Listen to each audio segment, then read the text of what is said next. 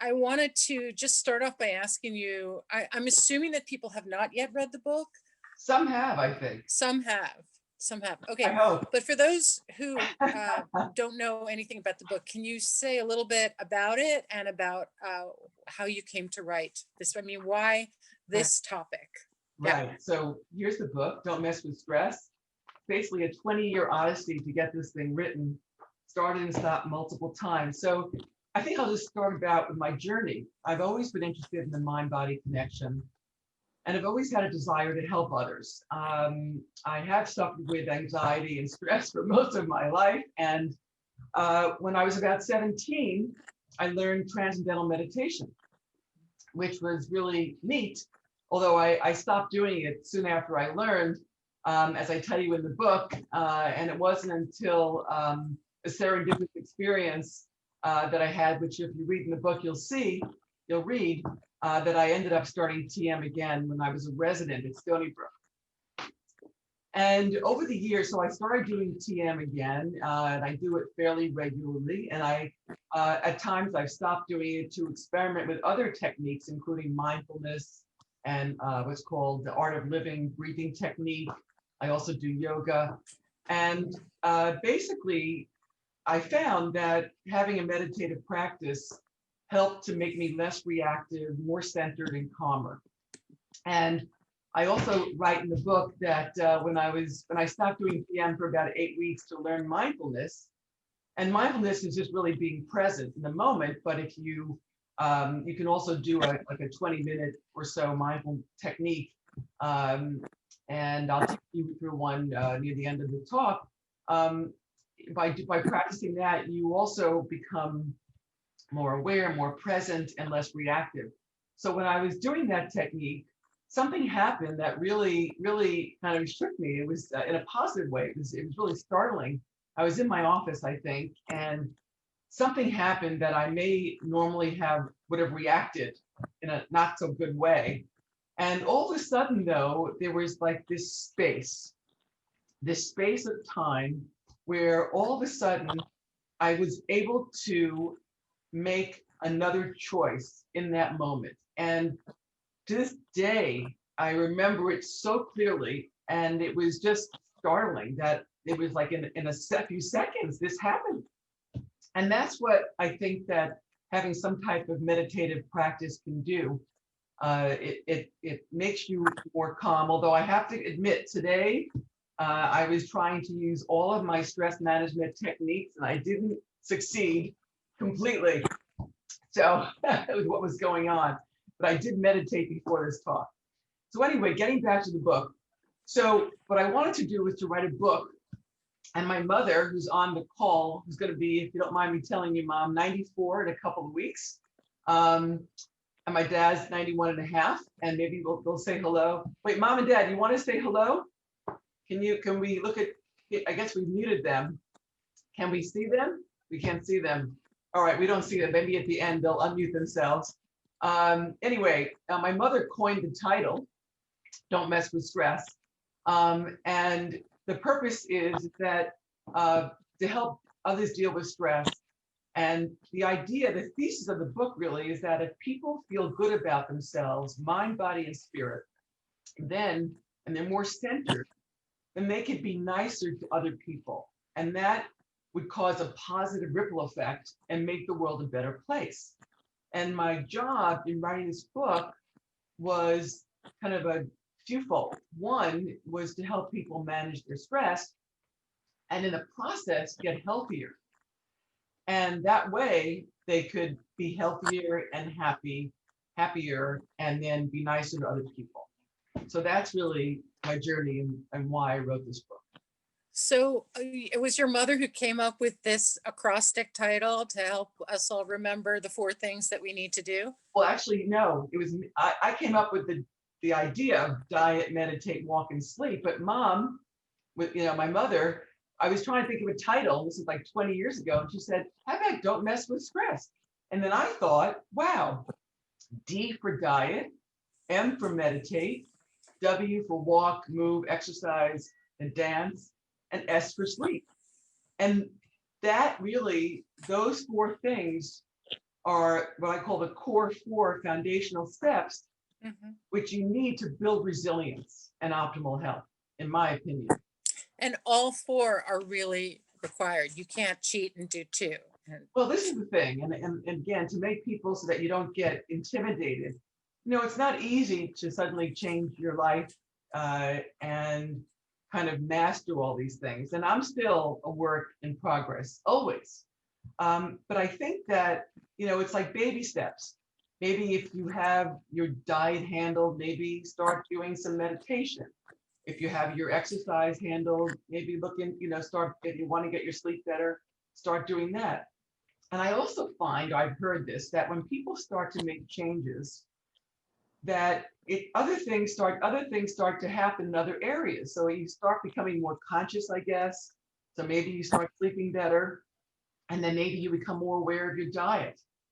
And then yeah. maybe as you become more aware of your diet, you become more So in aware of, other words, you don't have to feel like, oh, I've got all my ducks lined up. I need to do all 4 things immediately. no, you don't. You can You don't. start with what you can start with. Exactly. Exactly. That's cool. I really like that because I'm a former rower. I really like your use of the metaphor from a former crew person. What makes the boat? What will move the boat forward? Right. Which Right. I believe is a phrase I have not heard for about 30 years, but it came right back. Cool. Can you say a little more about what that metaphor means in this context? About moving the boat forward. Yeah. So it's very easy in terms of habits and things to kind of get off the wagon. I'm guilty. Uh, and that, so let's say, you commit to eating fewer sweets, and then all of a sudden you're at a dinner and there's tiramisu, or if you're gluten-free like me, I am, gluten-free chocolate cake. And then you have to make a decision. Are you going to have it or not? Now, I also want to point out that, we're not robots, we're humans, we need some enjoyment. And that I say in the book that if you eat well 80 to 90% of the time and you have a little sweet, that's okay. But if you're trying to really move the boat forward and move yourself forward, maybe, and you just started, let's say you just started eating a healthier diet, maybe you abstain that time, or you have a bite if you could just have one taste, if you can. Moderation, you mean? Moderation, moderation. That's a horrible idea. So the core 4, as you call them, the Right. D is Diet. diet, the M is meditation, the W is Walk, walk, aka exercise, and the S is I know this, sleep. That's right. Sleep. There you go. Sleep. Yes. Forget about sleep, but sleep, I mean, all you have to do is not have sleep to know how Oh my God. important sleep is. Tell me about it. So I was reading about all the different things that and by the way, we should say that if somebody wants to ask a question, you can either write the word question in the chat box, which I cannot see because I'm on my phone, but Jill can. Or you can write the question out if you prefer to do that, or you can just kind of speak up and, unmute yourself and speak up.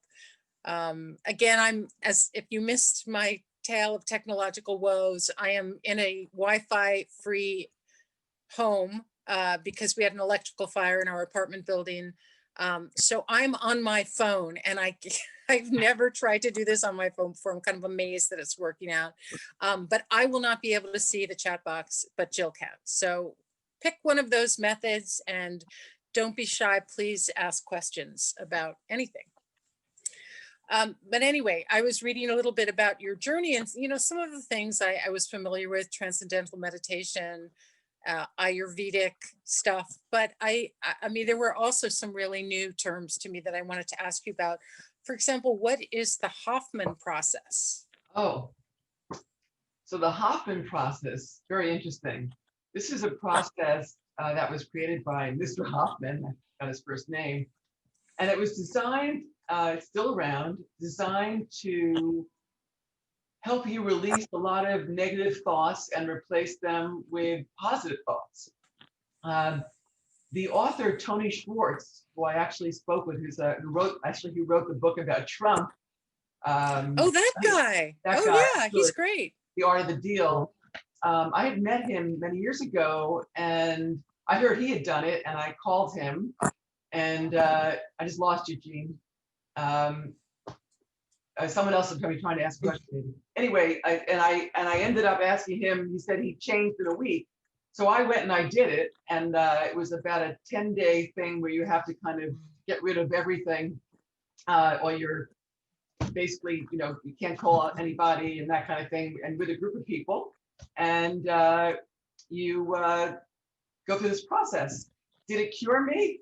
Not 100%, but it was very, very interesting and very experiential, and I met a bunch of lovely, interesting people from in different places.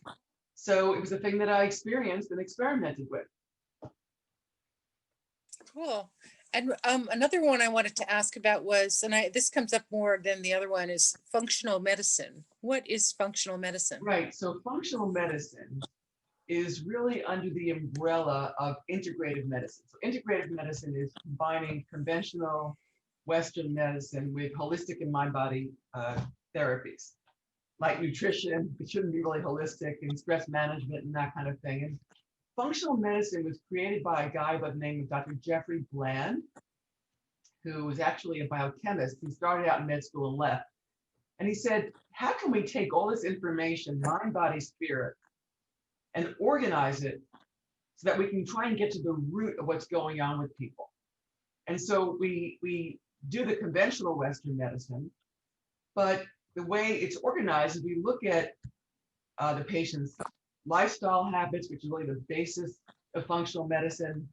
And then there's additional testing, which I learned about, which I did not learn about in medical school, which is now being talked about at Harvard, looking at the gut. And I learned about tests to look at the gut, to look for what's called leaky gut, which can cause inflammation, to look at the stool, and to think about things in a more holistic way. And also look at the patients from birth and even before birth to current concerns about what's going on with them. So about their lives, and because it all affects their health. And one of the reasons why I wrote this book is that I know that stress causes most of these diseases. And if we can just get ourselves, together, and it's not easy, it can be a lifelong process. And, again, there's depression and anxiety and all these things, which also could have an organic problem, which could be an underactive thyroid maybe, or maybe your gut is affected. And there's all this literature now, which I discussed in the book, about how the gut, which is really like the large intestine, the bacteria, which is out of balance, can cause depression. And there's it sounds really like a common sense thing that you would have this background in Western medicine, but you would also be looking at all these other things. Why isn't everybody doing it this way? I mean, I think I may have talked to the head of Mount Sinai at once, I think. I mean, I don't know. It doesn't make sense, but the Cleveland Clinic has the first department of functional medicine. I mean, they are so backed up.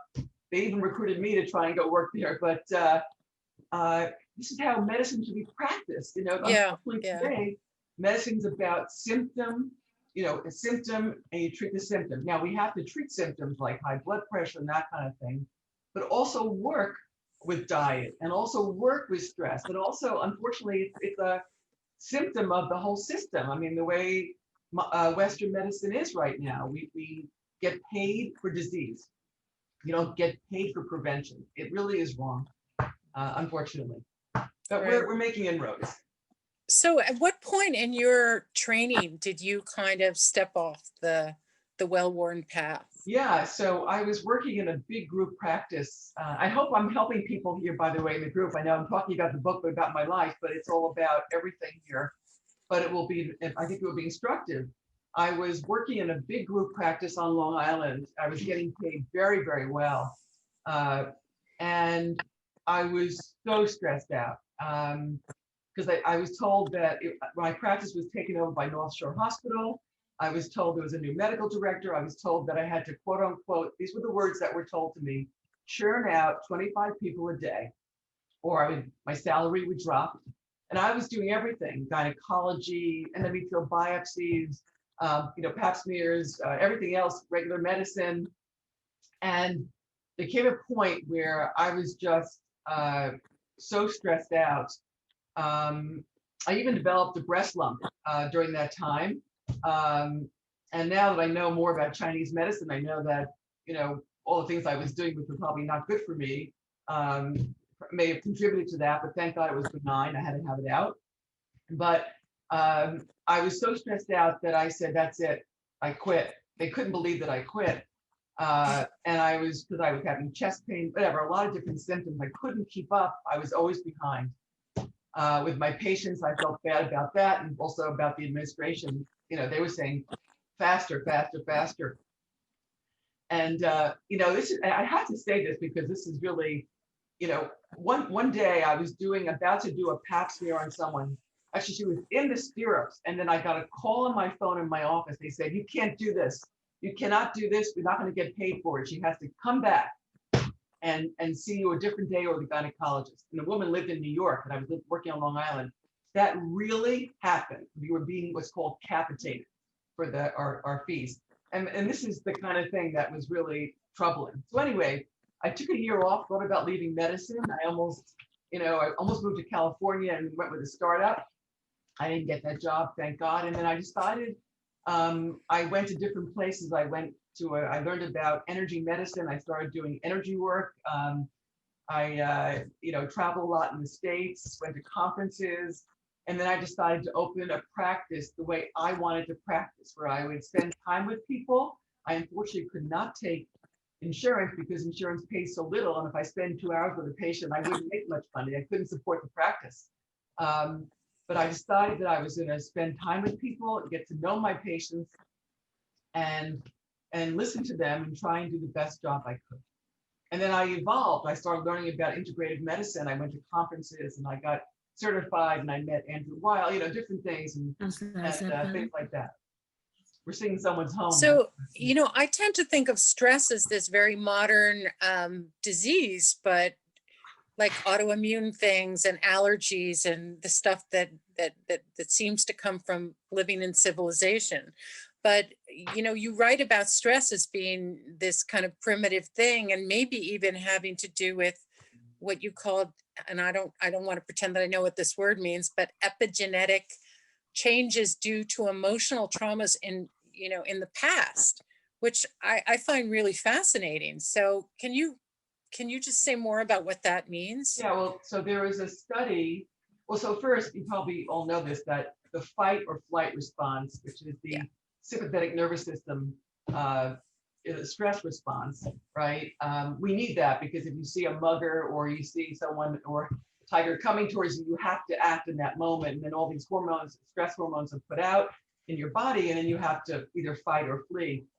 And we need that occasionally, but not when you're standing in line in the grocery store and the 10-item line is someone with 30 items in front of you, and then the smoke is coming out of your ears. You're so aggravated because you're standing there, and that all those hormones are being poured out.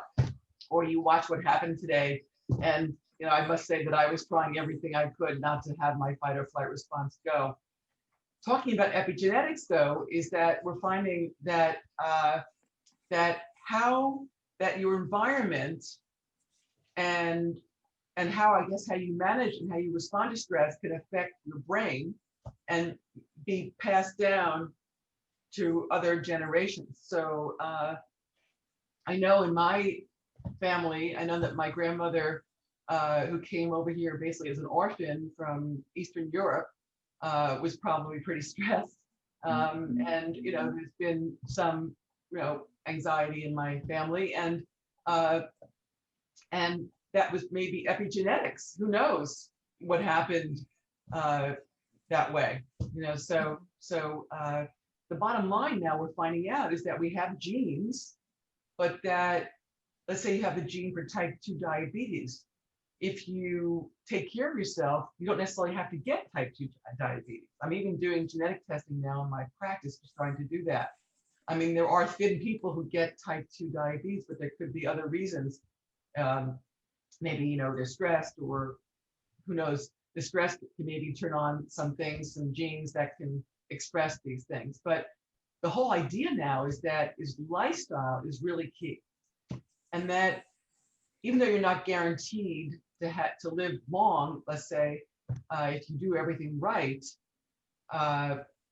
you know, but you have a better chance. And I talk about in the Gain Control of Your Mind chapter that, I mean, people can eat well and all that kind of stuff, but if you're, you know, a terrible person, I don't know. I mean, if you believe in karma, who knows? But if you get aggravated about different things, you can make yourself sick. But I think that that if you have purpose, and you learn how to manage your mind better, which I'm still doing, that you have a better chance of your health, having better health overall, and also better relationships, and making the world a better place. Mhm.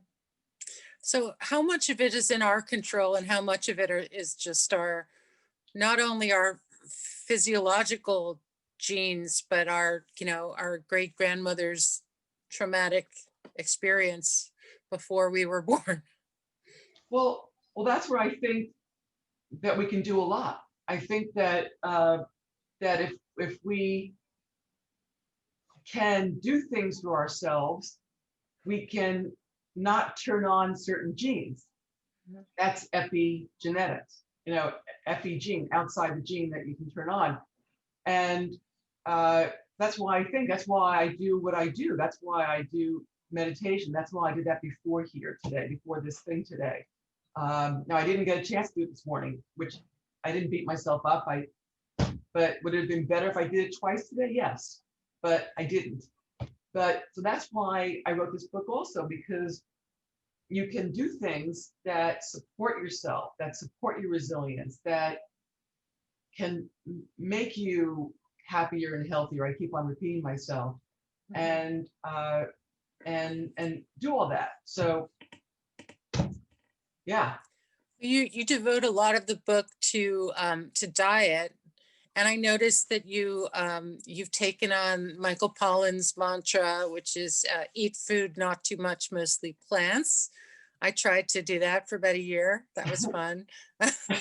So, I mean, does it really boil down to that, or do you have more kind of detailed rules that you try to follow? Well, there's a term called biochemical individuality, which was coined by a PhD named Roger Williams in 1956, I believe. I have his book. And what he said was that we're all not the same, you know, and that there are like 10 different stomach shapes. I mean, some people like broccoli, other people, it may be not good for them. Who knows? You wouldn't think that broccoli wasn't good for someone. I don't think George Bush liked it. But that that it's how we're different that can affect our choices. Now, in terms of diet, so the idea with the biochemical individuality is that there's not one size fits all. So there's not one, I don't believe there's one diet that fits all. And I believe that you have to use your intuition. So I do think that the late, I'm forgetting her name, Amory Colvin, who was a dear friend, who was a pioneer in holistic health foods, has written many books, was married to a guy who, and she was a vegan at the time, and she was trying to get him to be a vegan. And he felt awful, just awful. And then when he started eating meat again, he felt much better. Now, I'm not saying to have tons of meat. We know that a lot of red meat can be inflammatory. And I read somewhere that if you're going to have a burger, that you should have avocado with it, because the avocado helps to minimize the inflammation. But that I do feel that we should eat mostly plants. And that if people don't eat meat, if they just eat vegan, if they're just vegans, which is no meat, no animal products at all, then they should take vitamin B12, but they should get their vitamin B12 levels checked, because the only source that I know of vitamin B12 is animal flesh. So I believe it's important to kind of listen to your intuition. And also, if you have other health conditions like very high cholesterol, or your diabetes or pre-diabetes, then it's wise to limit sugar, limit alcohol. It's interesting. I wrote this in the book, that there's been evidence that the higher your hemoglobin A1C, which is a measure of where your blood sugar has been for the past 3 months, the higher that is above normal. So normal, they say that 5.7 and above is pre-diabetes and 6.5 and above is diabetes, but we really like to have the hemoglobin A1C like less than 5.5 or lower. But that the higher your hemoglobin A1C is, the smaller your hippocampus is, which is the site of memory. There's an inverse relationship between how high your blood sugar is and how big your hippocampus is, which for memory is not great. So it sounds like you're like continuing to not only read the medical journals and master the data and the new information that's coming down that pike, but you're also reading on the other side of the divide. I mean, how do you decide what you're kind of going to bring into your way of treating patients?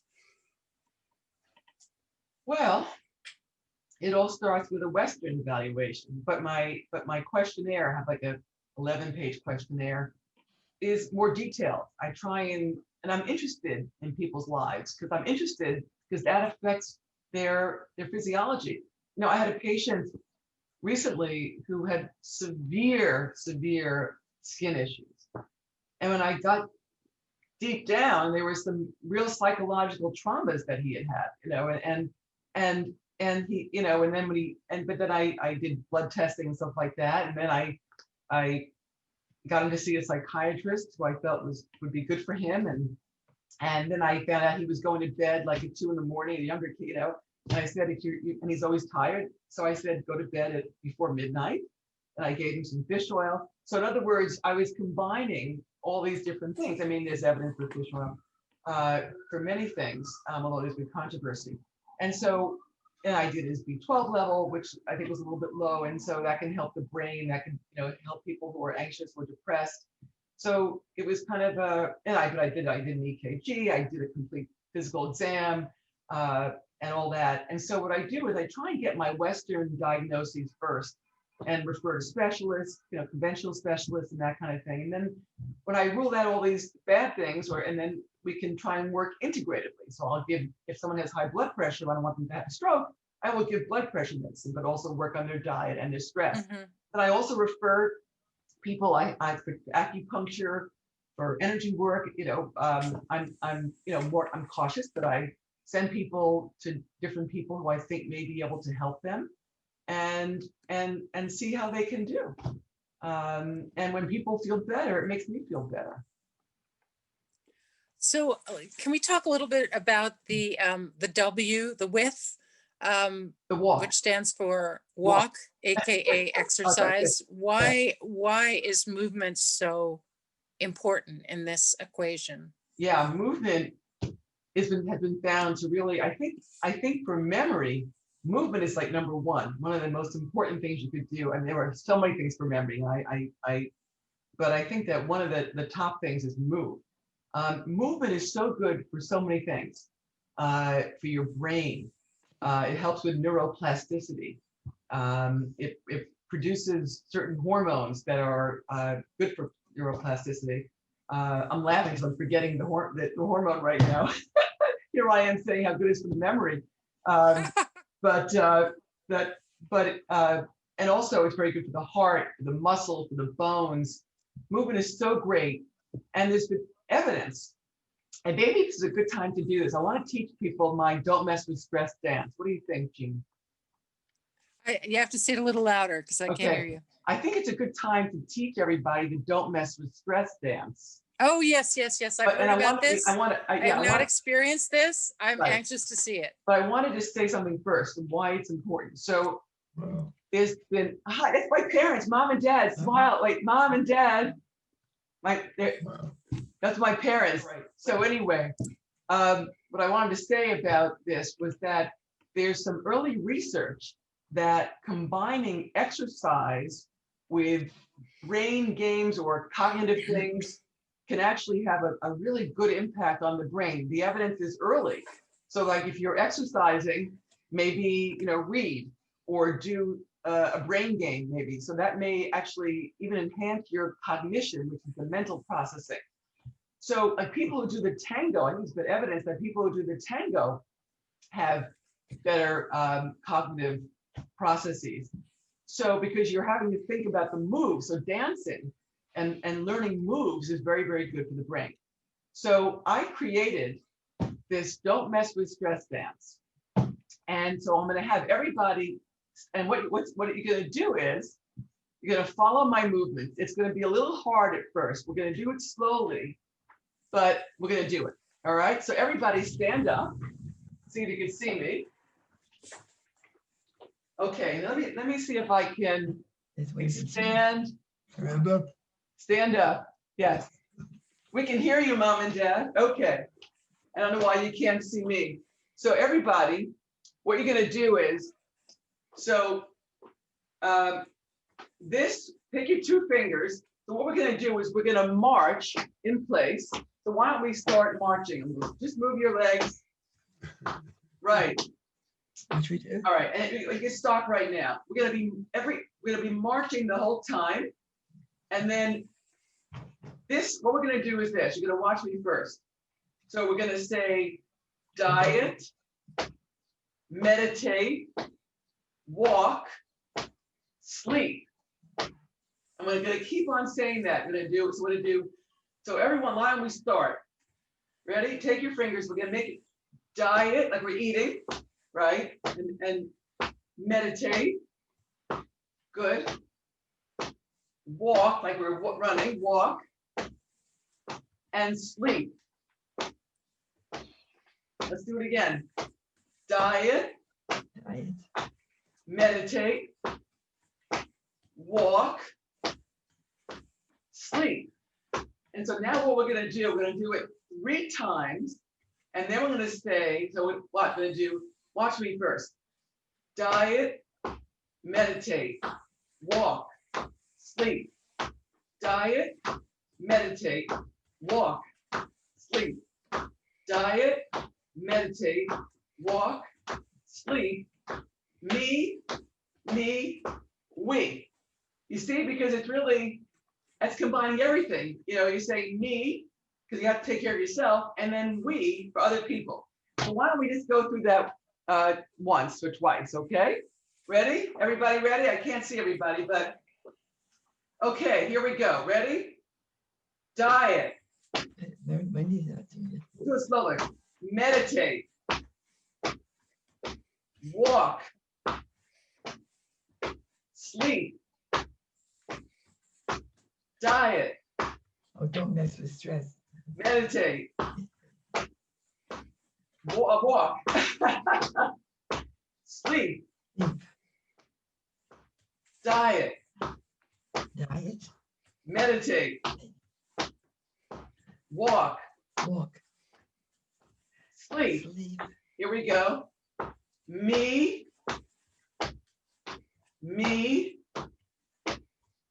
we. Yay! Now, I hope I couldn't see who did that, but I don't know how to. So that's good for me in how, because it connects is it like a brain exercise? Well, it's both. So and it takes, you have to think about it. So you have to think diet. So you're moving your legs, you're kind of exercising.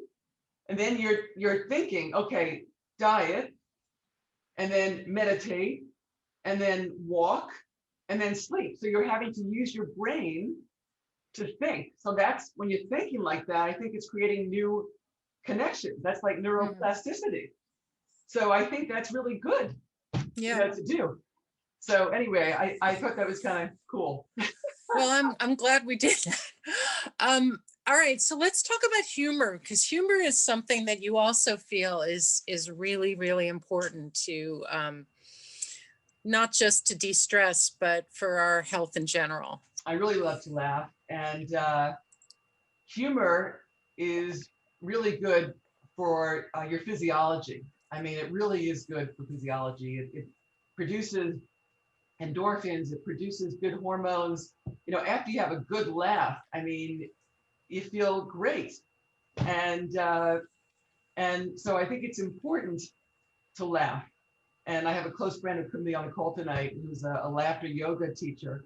And it's really good to laugh. So, and it's not easy with the times going on, especially today. I was thinking, how do you have humor? I mean, it's just not easy. But what I'll do sometimes is I'll turn on YouTube and watch SNL and start laughing, and there's some really funny things, or watch comedians, but it really is good. And there are these laughter clubs that you can join. I haven't joined any of them. Laughter clubs? There are What are laughter laughter clubs. clubs? There are laughter online that you can join. They probably used to be in person, but people laugh. But I know a few comedians, and they're the most depressed people. I feel like I'm, exploiting them to just want to laugh because of their work. Yeah, well, but anyway, I think that it's good to laugh. And sometimes, like times like these, I would just watch something funny and slapstick or whatever to laugh, because it feels so good. And a lot of these things that we get on emails, that these cartoons and things like that, there were some really funny ones. Yeah, and, that's true. And that's I true. really Well, of course, laughed out loud. I think that's something that has been explored in films like Sullivan's Travels, and even Woody Allen, who I personally do not patronize anymore. I had that thing in Hannah and Her Sisters where he's so depressed, and then he walks into a movie theater where they're playing the Three Stooges, and he kind of revives. Yeah. But that is important. Okay, so one of the chapters in your book is called Gain Control of Your Mind, which again, in the context of the times, sounds like there's a little too much of that going on already, but I don't think that's what you have in mind when you wrote this chapter. So can you tell us a little bit about that? Yeah, so I have alluded to it earlier. I think that's the gaining control of your mind is really the linchpin of all of this. We need the core four: don't mess with stress, to build resilience and reserve. And I just want to say one thing about that, about resilience. And if those of you who remember, when I was a kid, there was this clown. It was a plastic clown, and it was weighted on the bottom. And when you hit the clown went down, and then it came back up. So it's similar to resilience and reserve. So if you're pulled off your center by a terrible thing that happens in life, a death, a divorce, whatever it is, that could really bring someone down. And there's no guarantee, even with all the techniques, that stress management techniques, that you would still be better, but you have a better chance that, so when you go down, you can maybe get quicker up to your center, as opposed to staying down and not coming back up. So that's what resilience is about. So you need that, the core foundation, the core four. And then, but to really enact everything is your mind. And it's not easy to gain control of your mind. And I didn't do as well today as I could have, but I'm not going to beat myself up. I'll just try and do better, So I talk about having like a positive mindset, which is not always easy to have. But on the whole, and there's been literature, I talk about it, the researchers, Dr. Charney, were doing these studies, and they found that there were certain things that people who adhered to them did better, like a positive mindset and having social connections and those kinds of humor and those kinds of things, that again, that added to their resilience. That's the emotional and mental resilience. And so what happens to me, so like I talk about in the book, that it's important to take a deep breath. You know, when in doubt and you're really stressed out, take a deep breath in. Yeah, I tried that today several times, and I can attest that it really did work. I mean, there were many moments today as I was driving down from our place upstate and listening to the news that I was so horrified and distraught. And I'm reading the book and I'm like taking notes. I'm like, I think I'll try that in real time. And it really does help. I mean, in terms of kind of like stopgap, absolutely in the moment techniques for acute stress. Would you say that breathing is really the first? Probably the first line, yeah. Yeah. And that will also help kind of get you into that parasympathetic or peaceful state, calm yourself down. Yeah, that was my next question, the sympathetic nervous system and the parasympathetic nervous system. Well, can I say something first about gaining control of your mind? I think we have questions, but so there's a discipline, it's called DBT, Dialectical Behavioral Therapy, which was kind of, it came out of what's called CBT, Cognitive Behavioral Therapy, which is to help CBT is to help deal with these uncomfortable thoughts and create newer ones, just like the Hoffman process, but different. And then DBT, Dialectical Behavioral Therapy, was created by Marcia. Here, I'm having a brain fog here. I didn't eat that much for dinner or today. Marcia Linehan. And what that's about really is 4 categories. I believe that this should be in every elementary school, this course, because it's about emotional regulation, interpersonal effectiveness, mindfulness, and distress tolerance. Those are 4 core areas that we could all use to deal with life and to deal with people. This should really be in the water, but it should be in every elementary school through high school. So people would learn how to deal with each other and with themselves. And one of the tenets that she talks about is what's called a wise mind mindset. And she talks about that we have a rational mind and we have an emotional mind. You know, the rational mind looks at the facts. The emotional mind may just go crazy when they see what happened today. But that if you put those together, you can get what's called a wise mind. And that maybe instead of lashing out at someone that you want to lash out at, that you will take a couple of breaths and then say, what would my wise mind do? And what would a wise mind, my wise mind say in this situation? I think that's a really, really good thing. You know, it's a really good thing. So now let's see, are we having any questions? I don't see any, we don't have anybody have any questions? What do you think? Or do you want me to talk about sympathetic and parasympathetic nervous system? I'm just looking at the chat box and I don't actually see any questions. I see people telling you how awesome you are. That's always nice. That's so nice.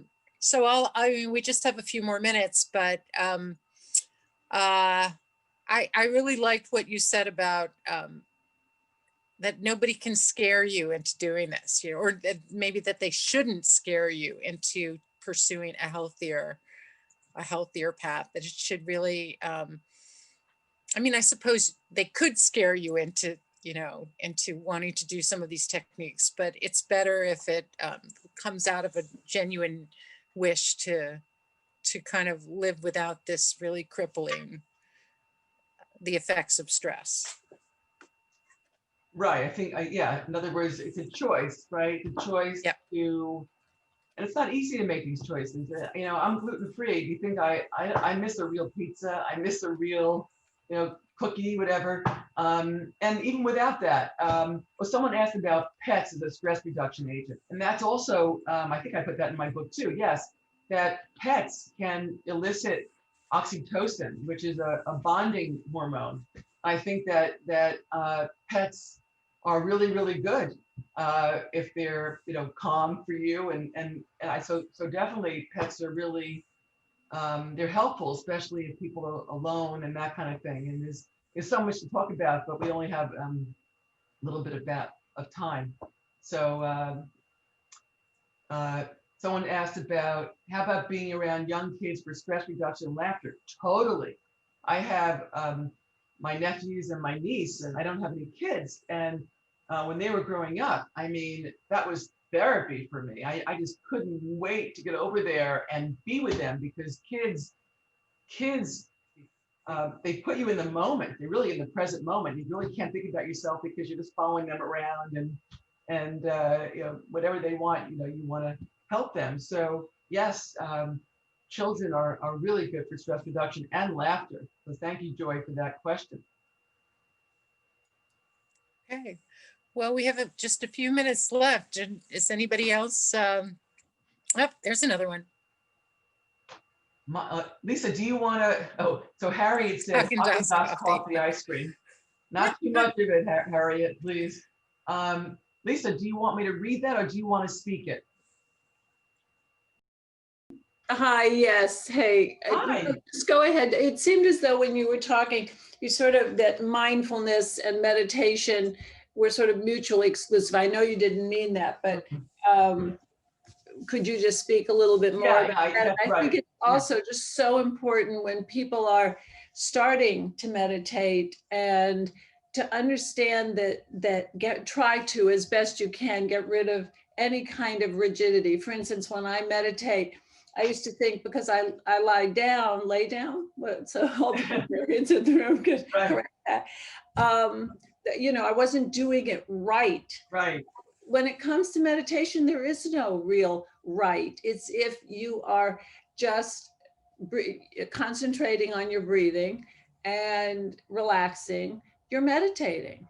Right. So that's a good point. So I think, right. So there are different techniques. There's not one way. And I tend to fall back into my TM, because for me, physiologically, it benefits me. And if I had more time, I would add the official mindfulness meditation, which is just following your breath, very similar. I think they eventually lead you to the same place. One, I think that mindfulness is a bit more heady. And I mean, it's also physiologic. It can lower blood pressure, all these things. But there are different techniques. And no, they're very different. They are different things. They're different. Really, absolutely. Right. And there's a walking meditation. And but the thing is also that, and some of them are more focused. But I think that you're right. You don't want to be rigid. And I talk about it in the book about how to meditate. If we had more time, I would do a meditation with you. But it's just really about paying attention. And there are just different techniques. And being mindful in general about how you are. So there's the big term mindful, and then there's the mindfulness meditation technique. And I wasn't clear about that. And I think you can have different experiences with either of them. So I hope that answered your question. Absolutely. And the important thing is just to do it. You know, do it. Do it. And I think, and that, you see, that's the thing also. Stress level. Right. So meditation is incremental. So the more you do it, the better it is. You know, so and I really believe it really helps. And I know it really helps me. Oh, I can attest to it. And I, however, did not have a good experience with TM. That's okay. It's not for everybody, you know, and so, you know, there's not one way. There is not. Absolutely. And I do, and I want to say that I do sometimes I'll if I can't sleep, I will put on my mindfulness meditation tape. Mm-hmm. So I'll do that, even though mindfulness meditation is supposed to be present. But these days they say whatever it takes to get you to sleep, do. Before you end, I just first I want to say a few thank yous. First, I want to say thank you to my parents. I'm so glad that you're still here, and that you're watching this, and that you made me and my siblings, that you have given me so much, and my siblings, and thank you so much for being here. We can't hear you. I'll unmute you really quick. But Mom, we can't talk too long here. Yeah, you wanna, I can't unmute my father really quick. Here we go. Let's see. Hold on one second. Bud Barron, unmute. I just tried to unmute Dad, but I can't seem to unmute him. They're still Okay. muted. Yeah, you have to unmute. There's a button there to unmute, Daddy. All right, I don't know. And anyway, I also want to thank Emily. Is Emily on the call? Hey, Joe, I'm here. So Emily can't see you, but Emily is responsible for, thank you. She has sent out all these emails. She helps me format the emails. We've never actually met, in person, briefly in person, but I want to thank you for sending all these emails out for everybody. And I really appreciate everything you do for me. So Thank so you, much. Jill. I was so glad to be here. Thank you so much. And then I see some family members. My sister Caroline, are you there? I don't know. Caroline, are you there? She may have gone off, but I see all my friends, a lot of friends here. I could go through and say hello to everybody. I'm going to get the view here so I can see you all. Oh my God, I'm just really, all of you who came tonight, I'm so touched and moved by you being here and by, just their patience on the call and just people I don't know. And I just want to thank you for being here and all my friends and for supporting me. And I want to just, lastly, my brother James, you want to say hello? I will. Hi, how are you? Hi, everybody. And I want to say that Caroline got knocked off the call somehow. Oh, I have another brother, Robbie. Robbie, unmute yourself, unveil yourself. I have another brother. I can't because my daughter and my wife are both on calls and they'll get knocked off if I use too much bandwidth. All right, so there are 4 of us, 4 Barons. I'm the oldest, 21 plus. All right, and then lastly, I want to thank Jean for really stepping up and volunteering. Thank you to host this very generously, and even with all the stuff going on today. And so we're going to send out an email. I'm not sure about the recording. I forgot to hit record until we were into it, but I may post it on my website, and we're going to send information about if you want to learn more about Jean and her book club, which is really incredible. And Absolutely. oh, Lisa? Yes, no, I do. Well, so we'll send out a newsletter. Emily will help me with that. And is there anybody that wants to say anything? Mom and Dad, if you could unmute yourself. I can't seem to unmute my dad. They never can. Daddy, if you know how to unmute, click the button. He's so smart. Lower left-hand corner. Lower left-hand corner. You'll see a button next to the video. Can you unmute him, Jean? I can't. I'm trying. I'm trying. Maybe I could unmute all. Let's see. I can't seem to unmute them. How do I allow? Yes. All right, try and unmute yourself now, Daddy. Try and unmute. Joe, You did. Hi, Daddy. It's important that we're, everybody has stress. Everybody goes through in their job and their marriage and their life, but it's so exacerbated by the pandemic that it's very important that people recognize what's happening to them physically and emotionally, and that there is something, there are treatments, there are things that you can do in a very positive way to help overcome these terrible times. All right, he just muted. Mom, do you want to say something really quickly before we go? Wait, Daddy, you have to unmute Mom. We can listen to somebody like Jill who can give us suggestions of what to do. But I just want to say that Jill had been meditating for many, many years. And one day I remember when I was a little girl, I sat on a little stoop across the way from my house. I was very young with my hand on my jaw, and I would try to not think.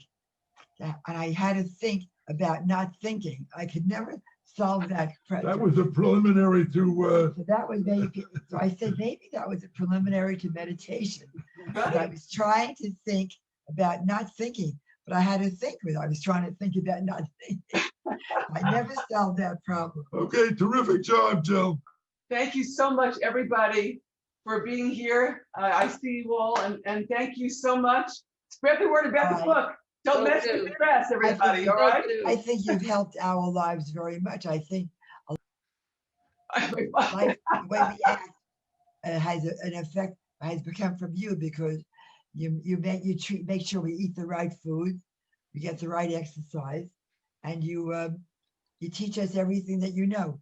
We try to learn it. Gloria will be celebrating her 94th birthday On January next week, January 14th, 13th.